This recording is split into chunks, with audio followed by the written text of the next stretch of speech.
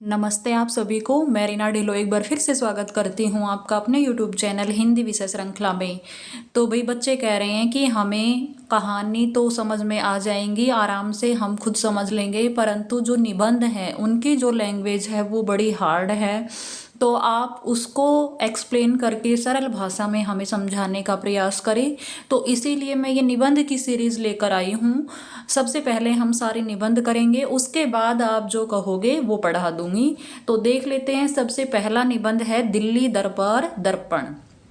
ये भारतेंदु हरिश्चंद्र जी का लिखा हुआ निबंध है और ये 1877 में लिखा गया था, जब 28 अप्रैल 1876 को महारानी विक्टोरिया, ठीक है, महारानी विक्टोरिया भारत की साम्राज्ञी घोषित हुई थी। साम्राज्ञी सम्राट का स्त्रीलिंग होता है साम्राज्ञी। तो वो साम्राज्ञी घोषित हो गई थी और हमारा देश औपचारिक रूप से ब्रिटिश शासन के अधीन आ गया था। तब एक सभा का आयोजन हुआ जिसका नाम रखा दिल्ली दरबार दर्पण, और भारतेंदु हरिश्चंद्र जी को वहाँ की रिपोर्टिंग का काम मिला था। उन्होंने वहाँ से संबंधित सारी बातें लिखी थी, अगले दिन अखबार में छपवाई थी।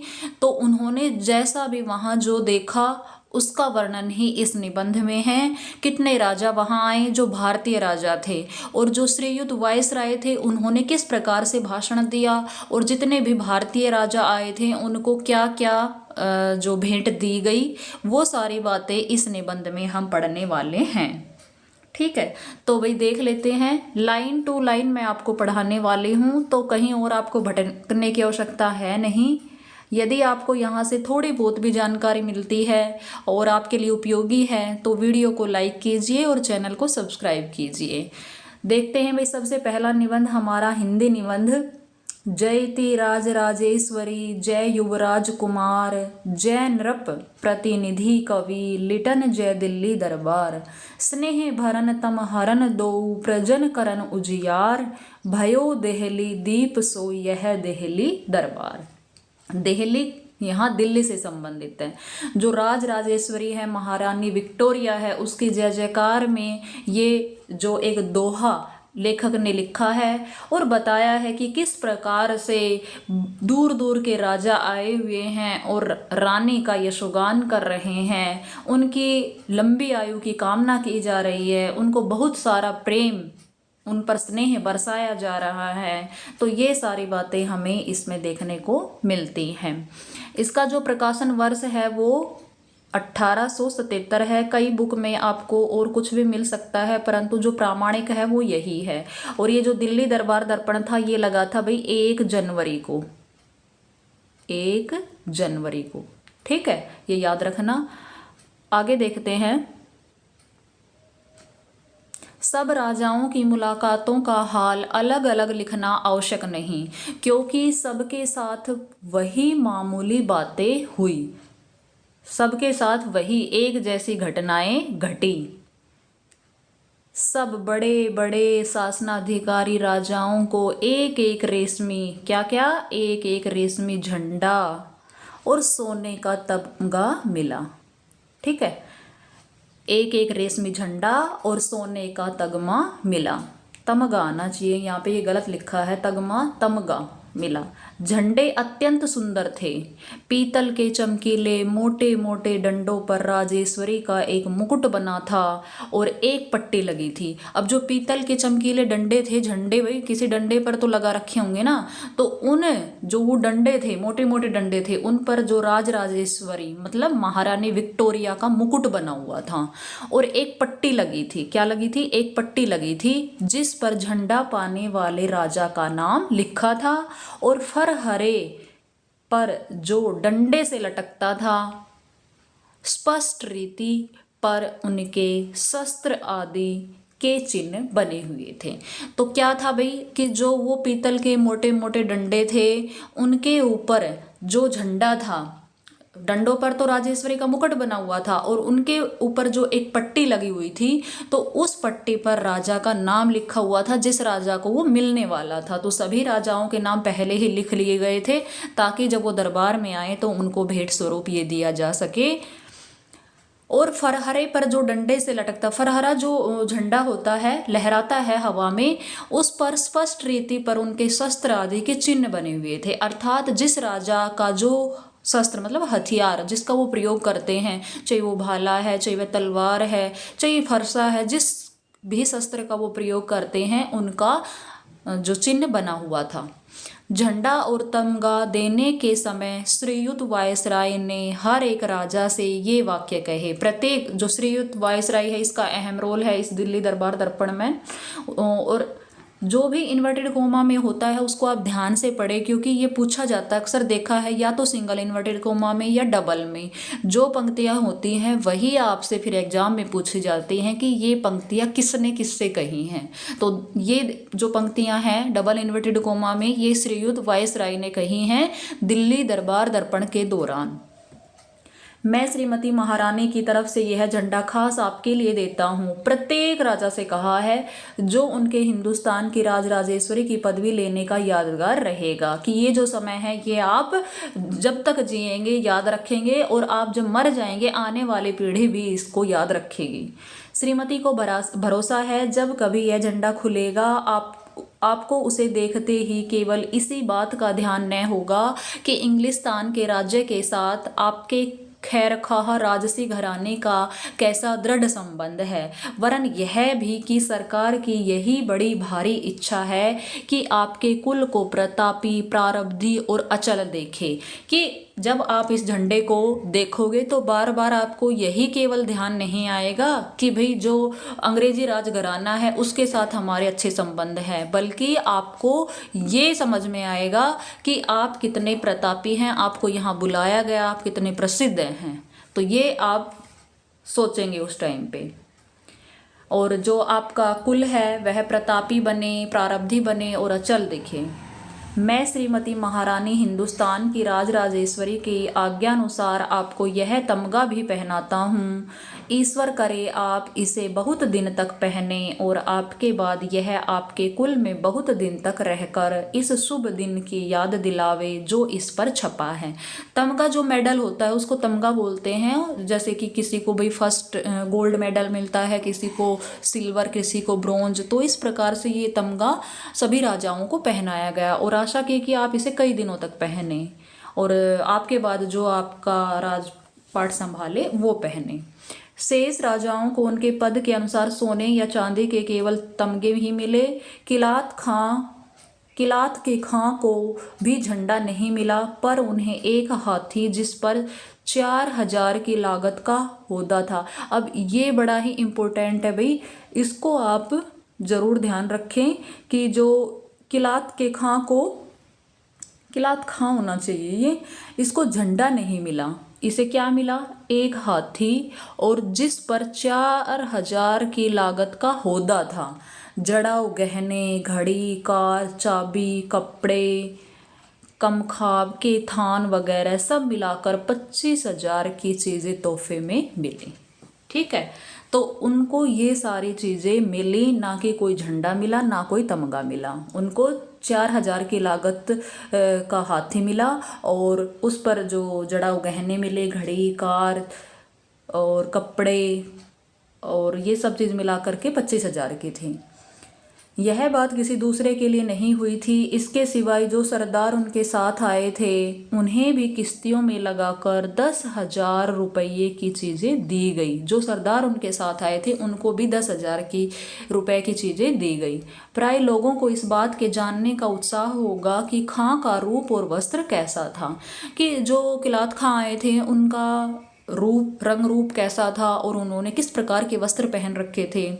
निसंदेह जो कपड़ा खां पहने थे वह उनके साथियों से बहुत अच्छा था, तो भी उनकी या उनके किसी साथी की शोभा उन मुगलों से बढ़कर न थी जो बाजार में मेवा लिए घूमा करते हैं।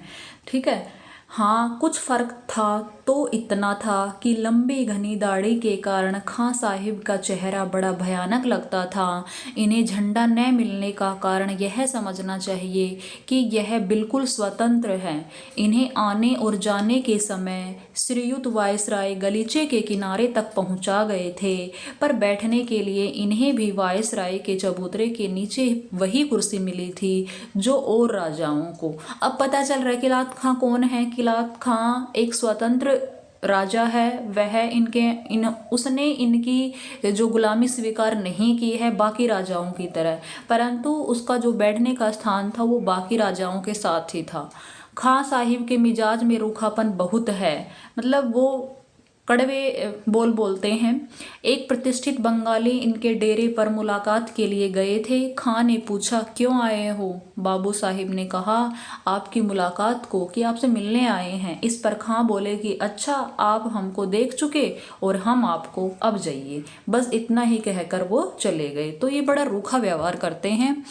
बहुत से छोटे छोटे राजाओं की बोलचाल का ढंग भी जिस समय वे वायसराय से मिलने आए थे संक्षेप के साथ लिखने के योग्य है।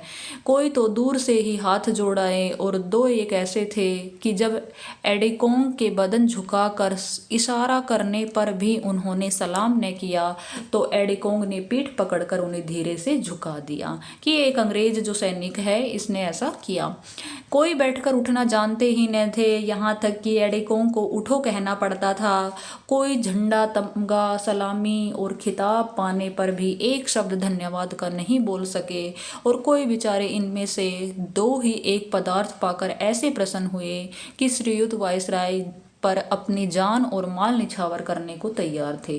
कुछ राजा तो अंग्रेजी शासन को बिल्कुल अपना चुके थे, उन्हें अपना भाग्य किस्मत मान चुके थे, परंतु कुछ ऐसे भी थे जिन्होंने उनकी गुलामी की सत्ता अब तक स्वीकार नहीं की थी। उनसे वो नाराजगी जता रहे थे। ना उन्होंने कोई धन्यवाद किया, ना कुछ किया। सबसे बढ़कर बुद्धिमान हमें एक महात्मा दिखाई पड़े जिनसे वायसराय ने कहा कि आपका नगर तो तीर्थ गिना जाता है, पर हम आशा करते हैं कि आप इस समय दिल्ली को भी तीर्थ ही के समान पाते हैं। इसके जवाब में वह बेधड़क बोल उठे कि यह जगह तो सब तीर्थों से बढ़कर है जहां आप हमारे खुदा मौजूद है। अब भगवान का दर्जा दे दिया है महात्मा ने अंग्रेज को। नवाब लुहारू की भी अंग्रेजी में बातचीत सुनकर ऐसे बहुत कम लोग होंगे जिन्हें हंसी न आई। टूटी फूटी अंग्रेजी में उसने बात की।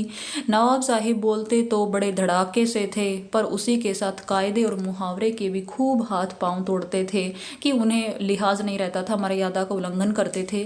कितने वाक्य ऐसे थे जिनके कुछ अर्थ ही नहीं हो सकते, पर नवाब साहब को अपनी अंग्रेजी का ऐसा कुछ विश्वास था कि अपने मुंह से केवल अपने ही को नहीं वरन अपने दोनों लड़कों को भी अंग्रेजी, अरबी, ज्योतिष, गणित आदि ईश्वर जाने कितनी विद्याओं का पंडित बखान गए।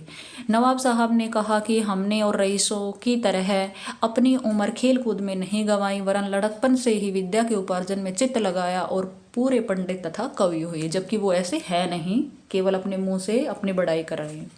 इसके सिवाय नवाब साहब ने बहुत से राजभक्ति के वाक्य भी कहे। वायसराय ने उत्तर दिया कि हम आपकी अंग्रेजी विद्या पर इतना मुबारकबाद नहीं देते जितना अंग्रेजों के समान आपका चित्त होने के लिए है, कि आप अंग्रेजों के फेवर में हैं। फिर नवाब साहब ने कहा कि मैंने इस भारी अवसर के वर्णन में अरबी और फारसी का एक पद ग्रंथ बनाया है जिसे मैं चाहता हूँ किसी समय श्रीयुत को सुनाऊं। श्रीयुत ने जवाब दिया कि मुझे भी कविता का बड़ा अनुराग है और मैं आप सा एक भाई कवि देखकर बहुत प्रसन्न हुआ तथा आपकी कविता सुनने के लिए कोई अवकाश का समय निकाल लूँगा।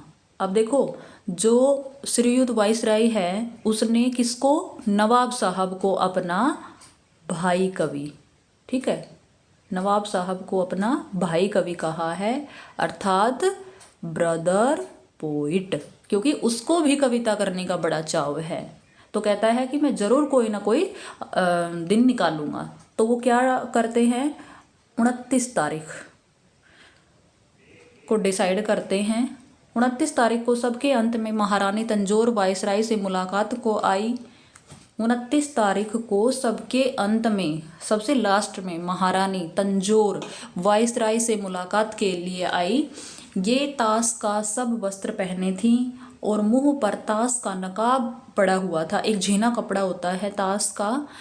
इसके सिवाय उनके हाथ पांव दस्ताने और मोजे से ऐसे ढके थे कि सबके जी में उन्हें देखने की इच्छा ही रह गई। महारानी के साथ में उनके पति राजा सखाराम साहिब और 2 लड़कों के सिवाय उनकी अनुवादक मिसेज फर्थ भी थी। अब ये अनुवादक का नाम याद रखना भाई, क्योंकि अंग्रेज हिंदी नहीं समझ पा रहे थे, क्योंकि शुरू का टाइम है। और तो वो जो भारतीय थे उनकी भाषा का अनुवाद करके वो अपनी महारानी को सारी बातें बताती थी। तो उसका नाम है, ये आप पढ़ लेना, क्या नाम है इसका, मिसेज फर्थ अनुवादक थी उनकी। महारानी ने पहले आकर वायसराय से हाथ मिलाया और अपनी कुर्सी पर बैठ गई। श्रीयुत वायसराय ने उनके दिल्ली आने पर अपनी प्रसन्नता प्रकट की और पूछा कि आपको इतनी भारी यात्रा में अधिक कष्ट तो नहीं हुआ। महारानी अपनी भाषा की बोलचाल में बेगम भोपाल की तरह चतुर नहीं थी, इसलिए ज़्यादा बातचीत मिसेज फर्थ से हुई, जिन्हें श्रीयुत ने प्रसन्न होकर मन भावनी अनुवादक कहा। वायसराय की किसी क्या कहा उसको, मन भावनी अनुवादक। वायसराय की किसी बात के उत्तर में एक बार महारानी के मुंह से यश निकल गया, जिस पर श्रीयुत ने बड़ा हर्ष प्रकट किया कि महारानी अंग्रेजी भी बोल सकती हैं। पर अनुवादक मेम साहब ने कहा कि वे अंग्रेजी में 2-4 शब्द से अधिक नहीं जानती। इस वर्णन के अंत में यह लिखना आवश्यक है कि श्रीयुत वायसराय लोगों से इतनी मनोहर रीति पर बातचीत करते थे जिससे सब मग्न हो जाते थे, कि जो वो भाषण देते थे बड़ा ही मनमोहक भाषण उनका होता था। सब मग्न हो जाते थे और ऐसा समझते थे कि वायसराय ने हमारा सबसे बढ़कर आदर सत्कार किया है। भेंट होने के समय श्रीयुत ने हर एक से कहा कि आपसे दोस्ती करके हम अत्यंत प्रसन्न हुए, और तमगा पहनाने के समय भी बड़े स्नेह से उनकी पीठ पर हाथ रखकर बात की। 1 जनवरी को दरबार का महोत्सव हुआ। यह दरबार, जो हिंदुस्तान के इतिहास में सदा प्रसिद्ध रहेगा, एक बड़े भारी मैदान में नगर से 5 मील दूर पर हुआ। कहाँ हुआ? एक बड़े भारी मैदान में नगर से 5 मील दूर पर हुआ। कब हुआ? 1 जनवरी को हुआ। 1 जनवरी को दरबार का महोत्सव हुआ। यह दरबार, जो हिंदुस्तान के इतिहास में सदा प्रसिद्ध रहेगा, एक बड़े भारी मैदान से में नगर से कितनी दूर? 5 मील दूर। कितनी दूर? 5 मील दूर। बीच में श्रीयुत वायसराय का षटकोण चबूतरा था, जिसकी गुंबदनुमा छत पर लाल कपड़ा चढ़ा और सुनहला रूप हला तथा शीशे का काम बना था। कंगूरे के ऊपर कलसे की जगह श्रीमती राजराजेश्वरी का सुनहला मुकुट लगा था। सुनहला मतलब सुनहरे रंग का। इस चबूतरे पर श्रीयुत अपने राज सिंहासन में सुशोभित हुए थे। उनके बगल में कुर्सी पर लेडी साहिब बैठी थी और ठीक पीछे खास लोग हाथों में चैम्बर लिए और श्रीयुत के ऊपर कारचौबी छत्र लगाए खड़े थे कि उनको धूप ना लगे, तो वो एक बड़ी सी छतरी उन्होंने पकड़ रखी थी। वायसराय ने सिंहासन के दोनों तरफ 2 पेज, जिनमें एक श्रीयुत महाराज जम्बो का अत्यंत सुंदर सबसे छोटा राजकुमार और दूसरा कर्नल वर्ग का पुत्र था, खड़े थे, और उनके दाएं बाएं तथा पीछे मुसाहिब और सेक्रेटरी लोग अपने अपने स्थान पर खड़े थे। वायसराय ने इस चबूतरे के ठीक सामने कुछ दूर पर उससे नीचे एक अर्धचंद्राकार चबूतरा था, जिस पर शासनाधिकारी राजा लोग और उनके मुसाहिब, मद्रास और बम्बई के गवर्नर, पंजाब, बंगाल और पश्चिमोत्तर देश के लेफ्टिनेंट गवर्नर और हिंदुस्तान के कमांडर इन चीफ अपने अपने अधिकारियों समेत सुशोभित थे। कि जितने भी राजा आए थे, अपने जो कमांडेंट थे उनके साथ आए थे, तो वो भी थे। इस चबूतरे की छत बहुत सुंदर नीले रंग के साटन की थी। साटन का एक कपड़ा होता है सिल्की सा, तो वह सुंदर नीले रंग का था, जिसके आगे लहरियादार छज्जा बहुत सजीला लगता था। लहरिया के बीच बीच में सुनहले काम के चांद तार बने थे। राजाओं की कुर्सियां भी नीली साटन से मंडी थी, कि जो कुर्सियों पर नीले रंग का कपड़ा डाल रखा था, और हर एक के सामने वे झंडे गड़े थे जो उन्हें वायसराय ने दिए थे, और पीछे अधिकारियों की कुर्सियां लगी थी जिन पर नीली साटन चढ़ी थी। एक राजा के साथ एक एक पॉलिटिकल अफसर भी था। इनके सिवाय गवर्नमेंट के भारी भारी अधिकारी भी यहीं बैठे थे। राजा लोग अपने अपने प्रांतों के अनुसार बैठाए गए थे, जिससे ऊपर नीचे बैठने का बखेड़ा बिल्कुल निकल गया था। सब मिलाकर 63 शासनाधिकारी राजाओं को इस चबूतरे पर जगह मिली थी, जिनके नाम नीचे लिखे हैं। अब कुल कितने शासनाधिकारी हैं भाई? तो ये हैं 63 राजाओं को वहाँ बुलाया गया था, और उनके जो नाम हैं वो इस प्रकार से हैं।